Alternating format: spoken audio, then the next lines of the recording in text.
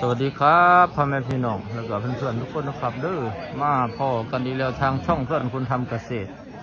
สำหรับท่านใดเข้ามาแล้วก็ฝากกดไลค์กดแชร์กดติดตามและอย่าลืมกดกระดิ่งน้ำเด้อครับเด้อเพื่อได้แจ้งเตือนคลิปใหม่ๆก็สำหรับคลิปนี้มื้อนี้เด้อพี่น้องเด้อเสาร์วันศุกร์เด้อพี่น้องมาอยู่ทั้งตลาดนัดโคกระบือทั้งอันบ้านหน้าเมืองหน่อยเด้อพี่น้องเด้อเสาร์มื้อนี้พามาเบิ่งบรรยากาศตลาดพี่น้องบ้านหน้าเมืองหน่อยช่วงนี้ช่วงเกี่ยวเขาพี่น้องเกษตรกรเพิ่นเกี่ยวเขาพ่อค้ากับเกี่ยวเขาคือกันงัวบ่ค่อยหลายพี่น้องงัวบ่หลายนับตัวได้พี่น้องมื้อนี้ช่วงนี้ก็ระวังเด้อพี่น้องเด้อช่วงนี้ระวังดีการซื้องัวซื้อควายช่วงนี้พวกเส้นงัวให้ระวังให้เด้อพี่น้องยินข่าวหลายบ้านได้เส้นงัวไปขายแล้วบ่ได้เงินพระเจ้าเสิร์ชงัวเสิร์ชเงินนี้พอค่าคือกันเส้นกันหลายล่าอยู่ว่าจ่ายน้ำขากันด้วยพี่น้องซื้องัวซื้อควายอย่าเส้นกันด้วยพี่น้องเด้อจ่ายเงินสดกันหมดเส้นก็ต้องไว้ใจกันได้ดิบ่แม่นว่าให้เห็นบ่ลึงกันบ่จักกันใจเพิ่นเส้นรถบ่ได้ดิระวังพี่น้องผมไปอยู่พ่อค้าอยู่หม้องใดคุยกันก็คุยกันแต่เรื่องพ่อค้าอันเสิร์ชเงินนี้พี่น้องเป็นหลักล้านเพิ่นได้พี่น้องหลายเจ้าอยู่หลายหอยอยู่เสิร์ชไปทั้งคนก็ไปเสิร์ชฮอดอันเงินอันงัวเกษตรกรพี่น้องไปเส้นงัวเกษตรกรก็มีพี่น้องเด้อผู้ใดเจ้าไอ้ตัวขายว่าข่อยว่าพ่อแม่ระมัดระวังดิซื้อขายกันช่วงนี้อันการเลือกซื้องัวก็ซื้อก็เลือกคักๆด้วยพี่น้องเด้อช่วงนี้งัวมันอยากเบิดแล้วพี่น้องงัวพ่อค้าหามาอยากเบิดละส่วนมากมันงัวบ่ค่อยดีงัวไม่มีปัญหาอันที่ซื้อยังก็เบิ่งคักตรวจเบิ่งคักก่อนต้องประกันกันครับอันในห้อยเพิ่นเด้ให้เพิ่นรับประกันให้ได้พี่น้องพอไปซื้อกันแบบรวมๆโอ้ยตายเด้ซื้อแพงว่าได้งัวมันมาเลี้ยงมันบ่มีลูกเด้มื้อนี้งัวก็บ่หลายพี่น้องงัวบ่หลายปานใดงัวบ่หลาย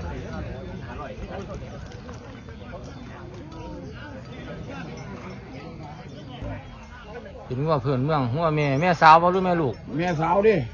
สาวทั้งสองเนาะบ่แม่มันพาลูกแล้วโอ้นี่แม่ลูกลุงสูงฮอดเม็ดบ่ล่ะห้วยก็ดีสุดสีนั่นล่ะเนาะเม็ดกว่าอยู่แล้วเนาะ10 รถเม็ด10พี่น้องเม็ด10อันแม่นี่ท้องว่างเนาะว่างทั้งสองว่างถึกตัวจักบาทอะไรเปิดไว้นี่ถึงตัว16,500ราคา16กับ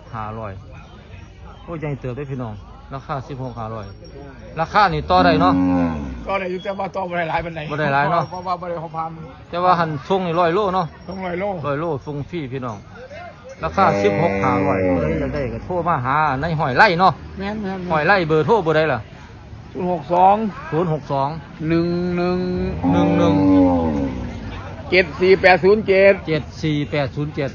ห้อยไร่ทั้งสว่างเลยพี่น้องเด้อทั้งหนองกรุงสว่างหมดแล้วพี่น้องผู้ใดสนใจโทรมาโหลดพี่น้องเพิ่นว่าส่ง100 โลนี่ส่งฟรีนี่ราคา16 500โทรมาต่อรองเอาพี่น้องกินงัวพื้นงัวลาดเฮานี่แหละบ้านเฮางัวบ้านเฮางัวเลี้ยงง่ายกินหญ้าง่ายงัวพวกนี้พี่น้องราคาก็พอฟังจอดกลางมุ้งเขาได้เหมือนห้อยปลาห้อยหุ่มพี่น้องห้อยหุ่มห้อยแย่งกัน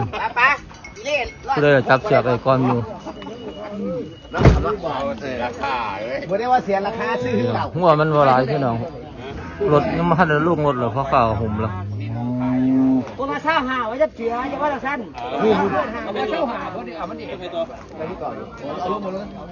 ของหมอป่าตัวเช่าหาให้หอยหลายตัว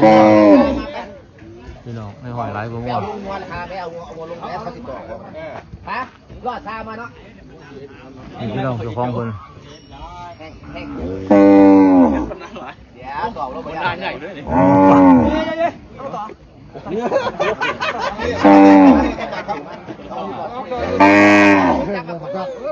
các bạn là mónป่าxong rồiตัวxong haต่อได้อยู่ตัวละ2 5ยังต่อได้เนาะเดี๋ยวให้หอยคนต่อก่อนพี่น้องแล้วจัง18บ่ได้บ่18คือตัวหอยเพิ่นขายน้อย25เพิ่นว่า2ตัวนึง40บ่ขายบ่เอาลูกมายันบ่เจ็บมั้ง เรามีแต่กระดูกนะเดี๋ยวนี้มันฟีดมันรู้แต่เลย ไอ้มันโอเคบ่ดิ ดึงไว้แล้วเอาติ้งดึง หมอปลาเอาไปหมอปลา แค่เอาติ้งแค่ปล่อยขึ้นหน่อยเอา6,000ได้บ่ตัวนี้ เพราะไหนขายตัวขายเขามาเท่าไหร่ เพิ่นว่าตัวละ25 บ้านมันรู้ไปเอาแอบเข้าสี่ไม่ได้บ่ ตัวนี้ตัวนี้เท่าไหร่ขายปลาหมอปลา ก็ทำมันรู้เบื่อ18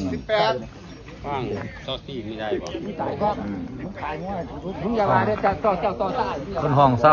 าหาได้ห้อยให้เศร้าเดียวห่วยมันชนนี่น่ะนะหนีเด้อเหยียบเด้อน่ะ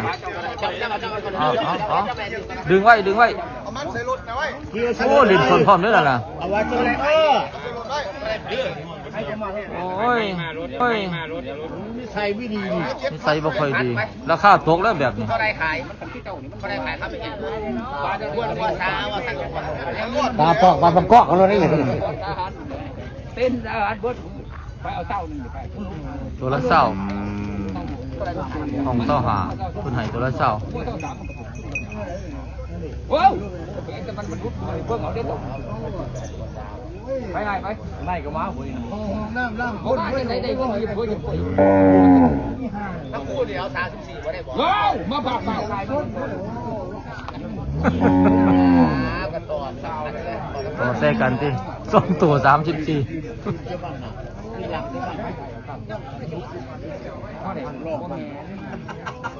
เขาที่ไปเอาเศร้าเลยเอาหาเศร้า เศร้าก็พาไว้พี่น้องเพิ่นเพิ่นจะได้23 ได้บ่ได้ว่าปลา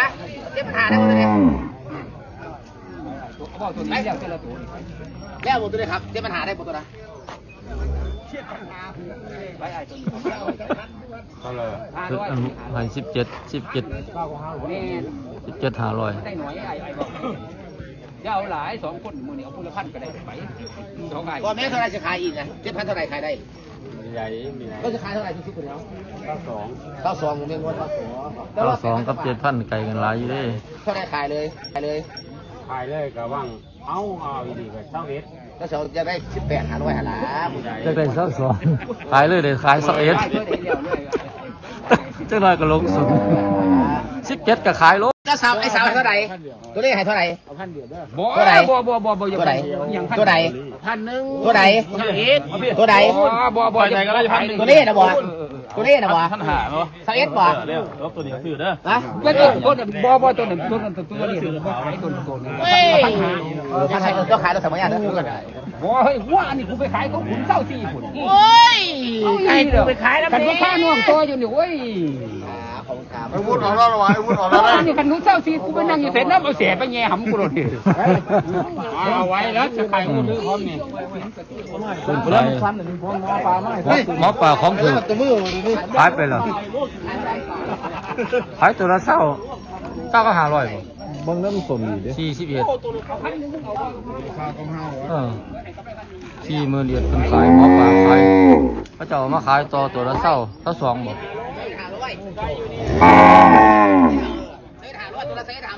มึงเปลี่ยนใจเอาขึ้นไม่กู บอยเอาต้นตัวแม่มันนี่ไหม นั่นขึ้นมางูหรือว่ามึงขายตัวบ้านกูดิโทษตายแท้มึงเอารอดเอาทั้งวัดเลยนะข้าเนื้อลุกมันทำในมือมันจะมันลุกวันของผมรู้เลยโอ้ยตัวละสร้าง500ถึง เจ้าก็500 ข้าเพื่อนคนมันได้อยู่เนาะ หมอปลาอย่างไร หมอปลาหามาขายได้ผู้เดียว ขายเลยขายดีครับ ขายดี ครับไม่เอาอีก ครับเมื่อเอาอีกก็ไปขายง่ายไหม ลุกปลาที่นี่ได้เอามือเลยได้นะสีให้รับทางเลยมือรุ่น คนเขาเจะขายกันเจ้าของแกมาบ่ได้กำไรหลายแต่ว่าผู้เอาผู้จับเสียกซื้อๆในหลายตัวอยู่ มีซื้อว้าวหลายว้าวถือกระต้อว้าวแพงกระต้อ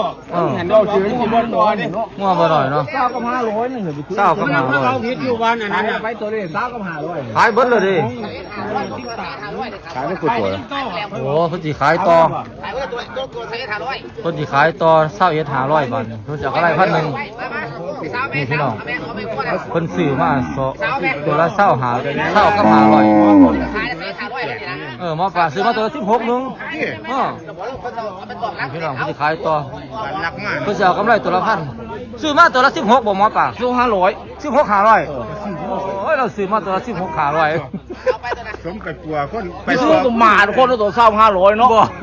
ต่อเขาจะได้รู้ โตจนได้ที่รุด ไม่น่านั่งเอากำไรเยอะบาทนั่งเอากำไรเยอะบาทเอา4,000 4,000ก็ไล่บาทนี่โอ้ยเห็นบ่นั่น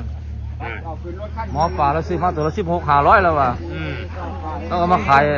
ตัวละ20ก็มีกำไรอ่ะเนาะ มันซื้อมาผัดตัวละ16,500 16 500นึง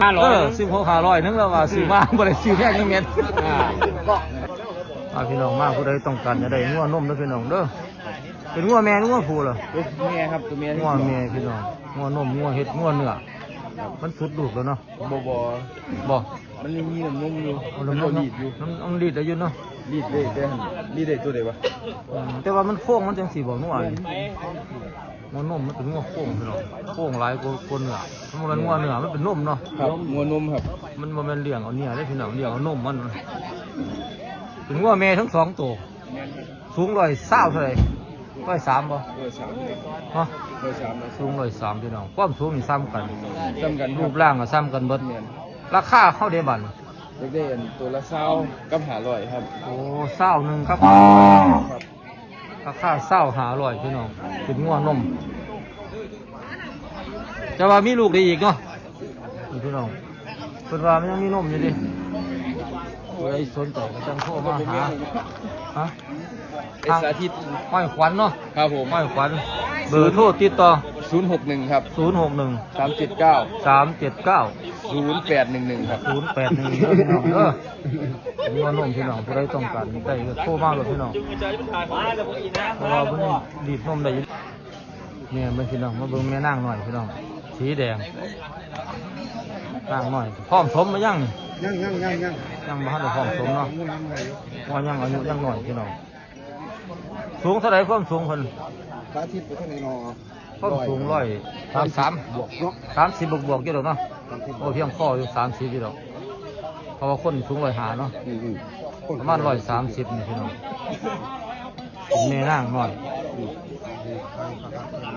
เครื่องดำพี่น้องพวกหางใหญ่ดีดิหางลามดีอยู่ ลามแข้งขาดี ลามแข้งขาดีพี่น้องเป็นงัวงามสดก็คือว่าในงัวงามเก่งงามเนาะเป็นงัวเลี้ยงพี่น้อง ได้เรียงง่ายใส่ดีลำตัวดี เขาเปิดไว้หลายในราคา 47,000 ราคา47เนาะเป็นงัวแดงพี่น้องราคา47แข้งขาดีอยู่พี่น้องราคานี่ต่อรองเลยเนาะ ต่อรองเลย ห้อย นี่ยังคุยกัน ป้วนเบอร์โทรติดต่อเฮา065 0นี่ก็ 016 3328 3328ได้พี่น้องเด้อ สนใจเข้ามาครับ โทรมาเนาะ100โลนี่ส่งฟรีคือหมู่เขาเนาะ สอง นี่พี่น้องเพิ่นว่า100โลส่ง เหยียบ200ลูก ส่ง100โลส่งฟรี เกือบ200ลูก เดี๋ยวแถมให้อีกพี่น้องผู้ใดสนใจก็โทรมาดูด้วยพี่น้องเด้อ เท่าไหร่ละแม่นี่ อันนี้งัวแม่หรืองัวผู้เหรอ ไม่ครับ งัวแม่พี่น้องเป็นงัวแม่นางน้อยเนาะสูง120เท่าไหร่ เข้าหาหรือเปล่าครับ 125เครื่องดำเนาะตัวดำราคาเพิ่นเปิดไปเท่าไหร่ล่ะ ตัวละ22ครับตัวนี้ 22เนาะราคา22ราคานี่ต่อรองได้ ได้ครับได้อยู่ครับ ของห้อยสาครคือกันเนาะสาครคือกันเนาะ ครับ เบอร์โทรติดต่อ 065ครับ 065 007 007 4724ครับ 4724เด้อพี่น้องเด้อราคามาต่อรองเอาพี่น้องผู้ใดยังหา เอาละเอียด พี่น้องมา สูง154ครับ ความสูง154 ครับแพงมาแล้วเรียบร้อย มีลูกจักตัวแล้วไป แม่สาวครับนี่สมมาแล้วครับ แม่สาวเนาะ สมวันที่1ตุลาครับได้เดือนกว่าเกือบ2เดือนแล้วครับ จริงวันที่1ตุลา ครับผม ตรวจท้องหรือยัง เพราะท่านได้ตรวจครับ ท่านได้ตรวจเนอะ ก็ได้ตรวจ เพิ่งสมเนาะวันที่1ตุลาพี่ วัน น้อง ที่1ตุลาสมครับ เป็นแม่สาว แม่สาว ท้องแรก แถวซี่ครับน้องแถวซี่ ความสูงเพิ่นสูงเท่าไหร่ 154ครับผมวัด 154ความสูงพี่น้องวัดเช็ควัดเรียบร้อยพี่น้องเครื่องดำเป็นแม่สาว ดีวัดครับ พี่น้องเนื้อหนังดี เปิด แข้ ที่ ง 42,000นะค ขา รับ ก็ดีพี่น้องโอ้ยหางหลากดินเลย ครับ ราคาอยู่ที่42,000เนาะ ครับ42,000ครับ ราคา42,000ราคานี่ต่อรองได้เนาะ ครับคุยกันได้ครับ นี่พี่น้อง มีรถส่งใกล้ไกลคุยกันครับงานหู้ครับ สูงงามดีพี่น้องแข้งขาดีเพราะมีตำหนิยังเนาะ ครับบ่มีครับ ราคา42,000ราคาต่อรองได้ ครับ อันนี้เด้ อันนี้แม่ลูกครับ แม่ลูกนี่ลูกคนบ่นี่ ครับลูกเป็น38ครับ ลูกแรกเนาะ ลูกแรกครับ ลูกแรก ลูกตัวผู้ สูงเท่าไหร่ความสู สู ง ง137ครับ ความสูง137ลูกตัวผู้ ลูกตัวผู้ ราคาครับเปิดไว้ 38,000ครับแม่ลูก 38,000นะพี่น้องเด้อ แม่ลูก ถ้าต่อได้อันแม่นั่นต่อได้กับแม่เนาะ แม่ครับถอดลูกครับลูกแรกตัวนี้เดี๋ยว แม่ถอดลูกลูกว่างท้องว่างบ่ ก็ว่างครับ ท้องว่าง แม่นี้35ครับ ความสูงเอ๋ ความสูงซ้ำกัน130ตัว 130บวกพี่น้อง 133 134ครับ ถอดลูกแรกเนาะ ครับลูกแรกตัว ลูก นี้ แรกท้องว่าง 435เลยครับ 135ทั้งสองเนาะ ครับ ราคาเฮาเปิดไว้แม่ ตัว นี่ นี้35ครับ 35เนาะ 35แม่เดียว ราคานี่ต่อรองได้เนาะ ครับต่อรองได้ อันนี้แม่สาวแม่นางเนาะ สาวนี่31ครับ แม่สาวพี่น้องสูง130 130บวกครับ 130บวกพี่น้อง แข้งขา เลี้ยง ดี ขาดีพี่น้อง เครื่องดำเบิดครับ เครื่องดำแม่สาวพ่อผสมพี่น้องใครสิผสมแล้วเนาะ แบบตาครับ นี่พี่น้อง จับได้บายได้ที่โตครับ เครื่องดำพี่น้องบายพี่น้อง บายได้ครับ พี่น้อง 31,000ครับ ราคาอยู่ที่31,000นะพี่น้องเด้อ ครับ ราคานี่ต่อรองได้เนาะ ครับผม ห้อยไผ่เนาะ ห้อยไผ่มานอนครับ มานอนพี่น้องเบอร์โทรติดต่อเฮา 083 083 535 535 9892 9892นะพี่น้อง ครับ ห้อยไผ่พี่น้องผู้ใดสนใจได้งัวเลี้ยงน่ะโทรมา เอาเสียจริง เด้อ อย่า โทร ดิ้ง มาเลยพี่น้อง ดิ้ง แม่ คุณ ใหญ่ จะบาทออกมาเอามานะเรียบร้อยนะอันนี้เปิดด้วย จักบาทละตี บอกมาเนี่ย นี่ห้อยตีจักบาทละนี่ 132คู่แฝดเนี่ย โอ้สองตัวเป็นแฝดกันบ่ เป็นแฝดกันเนี่ยคู่แฝด โอ้ว่าแฝดพี่น้องว่าเบิ่งว่าแฝดใช่ไหมแม่มัน แม่ไม่เขาบ่ขาย โอ้แม่บ่ขายให้ขายแตลูกมาแฝดแม่ แฝดแม่ทั้งคู่ โอ้แฝดแม่นี่บ่มันพี่น้องคันผูแม่ยังมัน บ่มันเถอะ เนาะคันผูแม่ยังมัน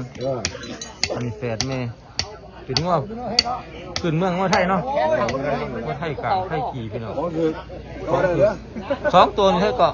32 สองตัว32,000 เอามาได้ยุ่งมากก็ได้ คือตัวละ16,000เนาะ16,000พี่น้อง สีพร้อมสีแดง เป็นฟ้าแปดสีแดงทั้งคู่เลย32,000ราคานี่ต่ออะไรบ่นี่ ของมันดี ก็ได้ มันต่ออะไรเนาะราคา32เนาะ อาจารย์เบี้ย 100 โลส่งฟรี 100 โลบ่ส่งนี่ 100 โลส่งฟรี 100 โลส่งฟรี เกิน เพิ่น ร้อ ว่าย พี่น้อง ไปก็คิดไหม มันกลาย100คือว่าคิดกิโลละบาทบ่ บ่ล่ะ บ่ กว่าดอก กว่าบาทจ้ะเนาะ กว่าบาท พี่น้อง เด้อ เพิ่นว่า32,000ฟ้าแฝดพี่น้องลูกแม่เดียวกัน ลูกแม่เดียว เอาเครื่องคือบ่คือกัน ฮะ ตัวนี้เครื่องดำตัวนี้เค ก็ รื่อง นั่น แดง เอื้อยด้วยน่ะ ตัวนี้เอื้อยบ่ ตัวนี้น้อง ตัวนี้เอื้อยตัวนี้น้องพี่น้องฟ้า น้อง แฝ ใหญ่ ด กว่า ฟ้าแฝดน้อง แค่ นี่ น้ ตั อ ว ง เอื้อยราคาเท่ากันเนาะ ราคาเท่ากัน ราคา32ต่อเอาเด้อพี่น้องเด้อบัดนี้มาจากตัวละมื้อนี่ 6 อันนี้ก็แม่นบ่นี่ พวกนี้ก็แม่นนี่ อันนี้แม่ลูก แม่ลูก แม่ลูกลูกแม่ ลูกแม่ ลูกแรก ลูกสอง ลูกสองพี่น้องแม่เดี๋ยวสมปีกไป แม่สมแล้วเดี๋ยว2 เดือนแล้ว แม่สมได้2 เดือนละสมยังละไว้ สม4 ใบใส่อีก โอ้ใส่ซีไว้ มันด่างเขาอีก ใส่ซีไว้ไว้อีกพี่น้อง2 เดือน ราคาเท่าไหร่ล่ะเปิดไว้ 47,000ห้อง 47เนาะราคา47,000พี่น้องแม่เพิ่นนี่สูง135บ่หรือ40 ห้อยบ่ฮอดดอก เนาะ135 103ไป 130เนาะพี่น้อง130แม่เพิ่นนี่ราคาอยู่47 47ต่อได้ ต่อได้เด้อพี่น้องเด้ออันนี้แม่นี่เด้อบัดนี้ บ่แม่นคง เอาบ่แม่นของเฮาบ่ บ่นี่แม่ตะไคร้ โอ้ปล่อยไว้ทีหลังปล่อยชิปปล่อยต่างหากของนายห้อยผมยกปกไรเนาะ เออ เบอร์ เบอร์โทรติดต่อเขาเบอร์ได้เหรอ 084 084 393 393 5164 5164ด้วยพี่น้องเด้อผู้ใดสนใจจะได้งัวเป็ดกระเลียงนะคู่มากเลยพี่น้องนี่เป็นว่า100 โลทรงฟรีพี่น้องราคา32มาต่อเอา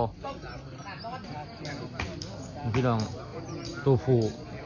ลูกบอกยังล่ะนี่ ลูกฝากมือท่าน บอกอุดตันเนาะลูกอุดตันพี่น้องสูง104หอนบ่ ถึง145 145งัวผูอันนี้ก็ผูกันเนาะ ครับผม ราคาอะไรเลยล่ะตัวนี้เขาดี นี่50,000 50,000เพียงๆเนาะ ครับผม ตัวนั้น25พี่น้องนี่งัวขุนงัวเหนือพี่น้องเป็นห้องไว้25แต่ว่าตัวนี้นั่นเป็นพ่อพันธุ์ใดเนาะ ครับผม ลูกอุดตันพี่น้องมีใบมีหลอดเรียบร้อยพี่น้องลำตัวดีหางดีกขาใหญ่พี่น้องพูดนะพวกหางบางใหญ่หนึงราคา55มาต่อเนาะห้อยเฟื่อง ครับผม ห้อยเฟื่องดอนเขืองเบอร์โทรติดต่อเฮา 087 087 255 255 255 1017 1017ได้อพี่น้องเด้อบ่ได้ต้องการจะต้องการพ่อพันธุ์พี่น้องพ่อคุ้มฝูงลูกอุดตันเพิ่นว่าบ่ได้สนใจเลยโทรมาโลดพี่น้องโทรมาต่อเอาอันนี้เขาไม่อ้อยป่ะเฮ้อ ค่ะค่ะ แม่นเนาะเป็นแม่ลูก แม่ลูก ลูกจักตัวแล้ว ลูกตัวที่สอง ลูก2พี่น้องแม่เพิ่นนี่สมไป ย่างขาทองว่า แม่ทองว่างแม่นี่สูงเท่าไหร่ความสูงแม่ เป็น103บ่ได้130บ่ ประมาณนี้เนาะ ประมาณ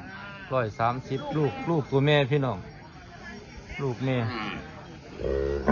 นี่ทองว่างเด้อพี่น้องเด้อเพิ่นว่า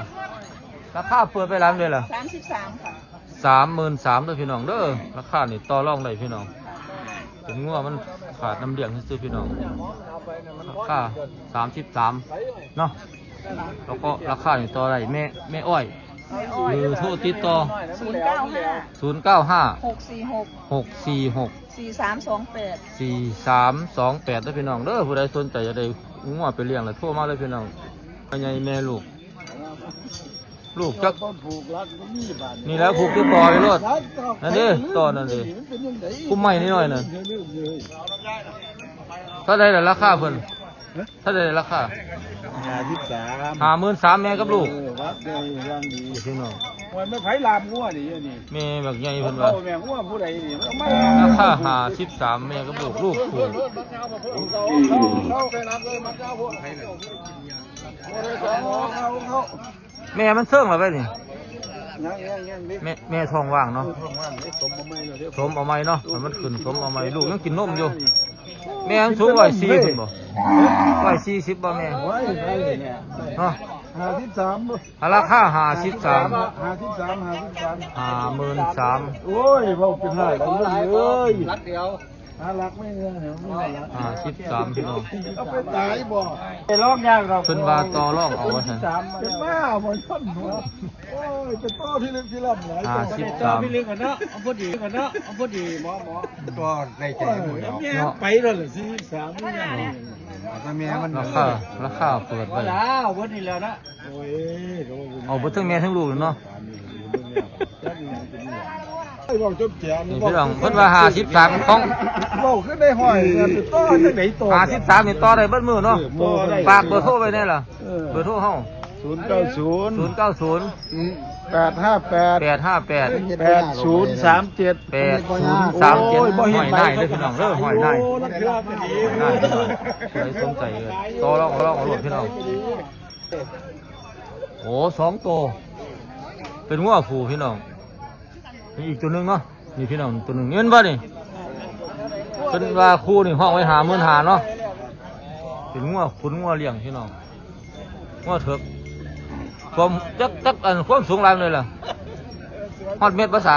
ห้อยเอาบวก เม็ด10เม็ด20เนาะ มีเจ้าบัวหือ อันนี้บักเถิกนี่บักหนึงพี่น้อง มีเม็ดอาหาร เม็ด25เนาะสาเนาะนี่พี่น้องเป็นงัวผู้งามอยู่ตัวนี้งามอยู่ราคา50,000เนาะห้อยชิดห้องไว้เบอร์โทรติดต่อเฮาเลยเบอร์ใดล่ะเบอร์รถเนี่ยเบอร์เจ้าของได้อยู่บ่พ่อกับลูกอะไร ด้วยเจ้า ลือ จำอะไร เบอร์โคเจ้าของดิ 062 062 141 141 0481 แล้วก็ 0481อันนี้เบอร์ลูกไส้เนาะลูกไส้พี่น้องพ่อกับลูกยุ่งกันล่ะหรือว่าแยกค่ายกันแล้ว ต่ออะไรคือกัน โอ้ต่ออะไรคือกันพี่น้องต่อเล่ามาเลยพี่น้องผู้ใดสนใจก็โทรมาหาเบอร์ลูกไส้เพิ่นห้อยซีเพิ่นบ่อยู่เพิ่นหนี้ไปหาซื้องัวอยู่เป็นงัวผูพี่น้องงัวผูผู้ใดต้องการงัวอยากเอางัวเขาคุ้นแล้วก็โทรมาเลยพี่น้องมาต่อรองเอาเพิ่นห้องห้อย55พี่น้องตลาดนัดโคกระบือทั้งอันบ้านหน้าเมืองหน่อยพี่น้องเพิ่นเปิดทุกมื้อวันอันน่ะวันศุกร์แต่ว่าสำหรับมื้อนี้งัวบ่ค่อยหลายมันอยู่ในช่วงเกี่ยวข้าวพี่น้องเกี่ยวข้าวพี่น้องเกษตรกรมันก็บ่มาเลาะพ่อค้าบางคนก็อยากเกี่ยวข้าวงัวก็บ่ค่อยหลายเด้อพี่น้องเด้องัวบ่หลายเด้งัวบ่มีราคาช่วงนี้ก็มีตัวถูกตัวแพงแล้วแต่เฮาต่อได้เด้อพี่น้องเด้องัวก็ได้บ่แม่นว่า ถูกตลอดไปเด้อมันขึ้นอยู่กับผู้ซื้อผู้ขายต่อรองกัน แต่พอข่ามันก็กาดไว้สูงห้องไว้สูงอยู่เขาก็ต้องห้องเพื่อต่อดักใจเฮาให้เฮาไปลงซื้อมันก็แพงแต่เฮาต่อได้หลายๆมันก็ลดอยู่พี่น้องก็ถืออยู่ห้องสูงแต่ว่าผู้ใดมาซื้องัวอันในตลาดเนี่ยก็ต่อได้หลายต่อได้หลายเด้อพี่น้องเด้ออย่าไปต่อหน่อยเด้อเขาเจ้าห้องสูงไว้เด้อก็มื้อนี้ก็สายแล้วล่ะพี่น้องก็สำหรับคลิปนี้มื้อนี้เอาไว้ซ้ำนี้ก็เด้อครับเด้อคลิปหน้าก็เด้อครับเด้อคลิปหน้าพอกันใหม่ก็สำหรับคลิปนี้มื้อนี้ขอจบไปเพียงแค่นี้ขอบคุณ